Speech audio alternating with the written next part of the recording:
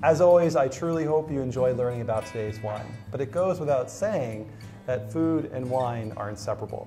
So I would like to introduce Keri Shea to pair today's wines with some delicious food. Hi, I'm Keri Ann from Wine Inside Out TV. I'm here today with Seth Diamond, host and executive producer of the TV show Food Biker. Do you mind telling us a little bit about the show? Yeah, happy to be here. Long story short, I'm going to be motorcycling around the United States and meeting with different chefs and other food and wine professionals. Very cool. So excellent. It's a different way of seeing America. Well, we're very fortunate to have you here then. Thanks. Excellent. Thanks. Happy to be here. So, what do we have going on today? So today we're actually starting off, this is a New Zealand Sauv Blanc, which is definitely something that's incredibly fruit forward. Very, very friendly white. Something that, as I say, it's something that's almost maybe like smacked with the grapefruit. Yeah. Really, really citrusy.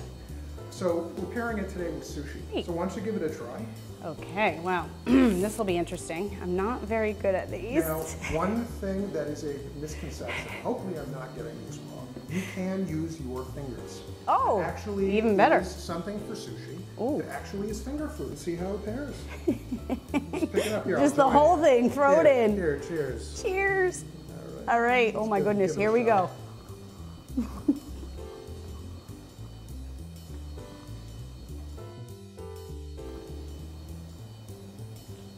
Now, here's one of the fun things. I mean, obviously, we're going to have for the next course. This is something, obviously, I didn't put together. We picked this up at the Newtonville Whole Foods. Sometimes it's great to just kind of get something that's pre-prepared. It's okay. And the Whole Foods is very fresh, too. Their prepared meals are nice and fresh. So as I said, sometimes it's kind of neat to just have an app that's pre-done. And then sometimes, this way you can kind of focus your time and energy on something like this. Our wines for this, for the entree, this is the Malbec. It's Argentinian. To me, Malbec screams out for one thing, and that's grass-fed. Basically, what we have here, it's a New York strip steak on top of a baby arugula salad with a little bit of parm, lemon juice, olive oil, and then some small baby cute little potatoes. Excellent. Give it a sure. shot. And by the way, this looks amazing. Well, thank the you. plate is decorated beautiful.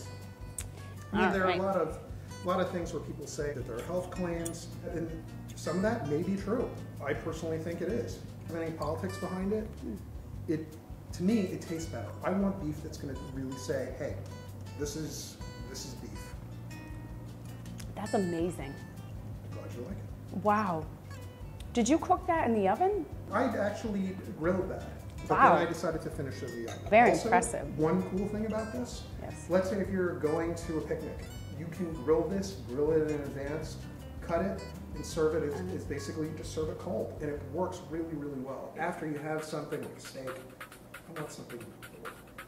I want chocolate. Yeah. Let's get some chocolate. Better yet, let's get some Belgian chocolate. Let's get the good stuff, the stuff that you cook with. These are two different types of Belgian chocolate. This is a milk chocolate. It's about 35% cocoa. This is 70%. But what are we going to pair it with? You could use port. You could pair it with port. But Merlot sometimes will go just really beautifully, just if you're having chocolate. So why don't you give it a shot? Yes. I know I will. I'm not going to. I love dark chocolate, but I think I'm going to try. You're going to go for the milk chocolate. I know. Okay. I saw a big piece. Absolutely. And again, it's the kind of thing, you pick these up at Whole Foods in Newtonville.